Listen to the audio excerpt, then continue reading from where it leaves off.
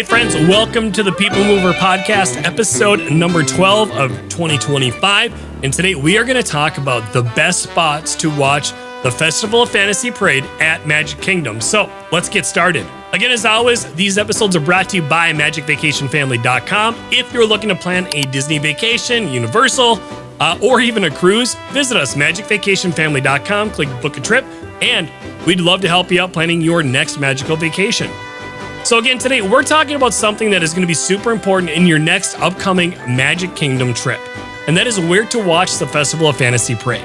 Whether you're trying to get the best views, best photos, or maybe even sneak onto a ride before the crowds catch up during the parade, I'm going to tell you where those best spots are, and I'm also going to show you a map too. So if you're listening here on the podcast, all you have to do is follow us on social media, on TikTok, Instagram, or over on our YouTube at Magic Vacation Family, and you'll be able to find this video as well with the maps.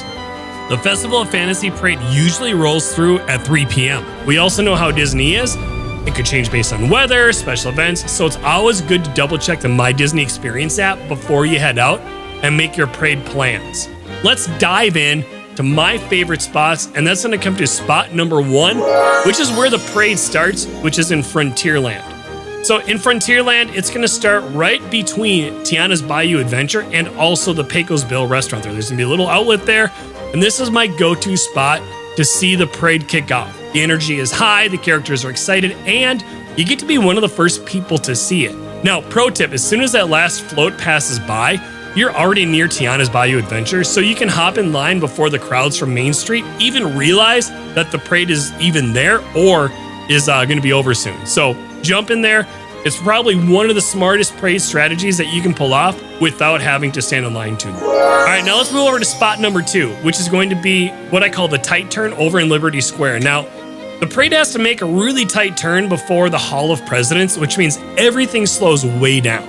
And that's awesome, especially if you're trying to snap some good photos or just kind of take it all in without feeling rushed. I know my son and daughter love kind of just sitting on the ground there and watch them because you get a little bit more interaction from all of the characters as they are part of the parade. Also, Liberty Square usually isn't as crazy packed as Main Street, so you get a little bit more breathing room. Also, another bonus, once that parade wraps up, you're just a few steps away from Haunted Mansion if you want to jump into another classic ride line, or even Peter Pan's Flight. I've been able to jump into both of those rides right after the parade without nearly the amount of wait time that I would have experienced had I done it after a parade coming from Main Street USA. All right, so let's move over on to spot number 3, which is going to be at Main Street USA. However, it's going to be with that castle background. Now, of course, you can't talk about parade spots without mentioning Main Street. And this is a spot right here where it's almost like a courtyard, right? There's that center area where you can get your picture with Walt and Mickey right in front of the castle there. There's a lot of area, and they have to make a loop around here. So if you take a look at the map here, you'll be able to see right where I'm talking about. But if you're really after that perfect postcard shot, right, with the floats coming down, the characters, but then Cinderella's castle right in the background, this is going to be your spot. It's almost like a dream for content creation. It feels super magical with the music echoing off of the buildings, but also it's going to be really crowded. So just a quick heads up on that. So if you want to get a really good spot, I would say make sure that you are getting there early because that is one of the first spots that will fill up. Now, if you're really looking for a prime spot, you can go by Casey's Corner or the Main Street Bakery, but you got to get there, like I said, 45 minutes to an hour before the parade if you want to lock that spot down because people are going to be gathering around there. Now let's move on to spot number 4, which is Town Square Flagpole, which is going to give you a straight-on view. So if you're serious about that straight-on parade shot, you might want to be right by this flagpole, which is at the entrance of Main Street USA. Now, from here, the parade literally comes straight to you from Cinderella's castle right in the background. Now, it's a great spot for photographers and also videographers. But fair warning, people camp out quite early here. I've seen people sit there for about 2 hours to 2.5 hours prior to the parade. And then if you actually wanted to sit there at night for the fireworks show, they've been there even longer. So I think I've sat there for 3 hours ahead of that time. So definitely want to make sure you plan accordingly if this is the spot that you want. And let's finish it off here with spot number 5, which is outside the Emporium, better known as the Final Turn. But this is going to be right between the Emporium and Harmony Barbershop. They always rope it off. You also see the fire station right on the corner over there as well.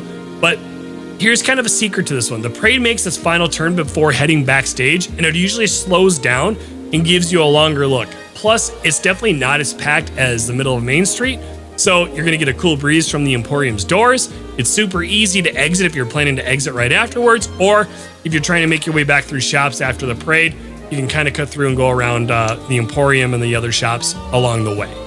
Also, it's a chill, underrated spot, and sometimes the chill spots are the best when it comes to watching the parade at Magic Kingdom. Before we wrap up, I have a couple tips I want to give you too as well, especially if you're watching with your kids. I highly recommend bringing a towel or a blanket to sit on. Also, bring stuff to entertain them, like bubbles, snacks, little toys. Keep them busy while you wait because they might get bored, and we know what happens when kids get bored. Also, try to grab a shady spot if you can. We know that sun hits really hard, especially if you're visiting in the middle of the summer. Now, if it does look like rain, Disney will often swap out the parade for the rainy day cavalcade. And it's a little bit shorter than the normal parade, but it's super cute, and the characters are in their rain gear. So if rain's a possibility, I highly recommend then also picking a spot to cover like near the Emporium. So that's where kind of spot number 5 that I mentioned really is a good spot to sit. So in closing, those are my top 5 spots. Whether you're trying to get that ultimate castle shot, jumping on a ride right after, or just finding a chill spot to relax, there's definitely a perfect parade spot for you. If you grab one of those spots, tag me, all right? I want to know about it. Tag Magic Vacation Family. Take some pictures. Let us be a part of your magic as well.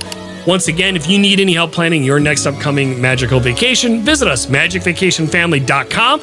We'd love to help you out. Until next time, we will see you on episode number 13